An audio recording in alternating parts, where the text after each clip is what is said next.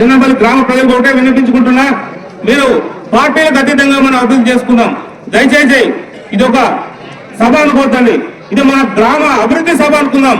ఆ అభివృద్ధి సభలో మన గ్రామానికి సంబంధించిన ఏమేమి కావాలి, ఆ గ్రామం ఏ విధంగా అభివృద్ధి చేసుకోవాలనే బాధ్యత మన ప్రతి ఒక్క పౌరుడు కూడా తీసుకోవాలి.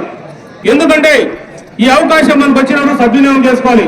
మీ ముందు ఆర్టీఓ గారు ఉన్నారు, ఎంపీడీఓ ఉన్నారు, ఎంఆర్ఓ గారు ఉన్నారు, అలాగే పోలీసు వాళ్ళు కూడా ఉన్నారు, అందరూ ఉన్నారు. ఎందుకు మీ దగ్గరకు వచ్చారు?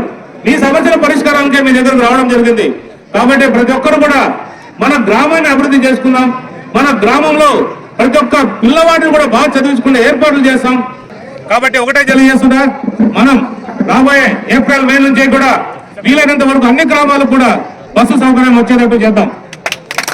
అన్ని గ్రామాల ప్రజలు కూడా నిజంగా వాళ్ళకి నేను ఈ గ్రామమే కాదు, ఇది కళ్యాణదుర్గం అత్యంత సమీపంగా ఉన్న ఈ గ్రామంలో కూడా బస్సు రావట్లేదంటే ఇది చాలా సిగ్గుచేటు.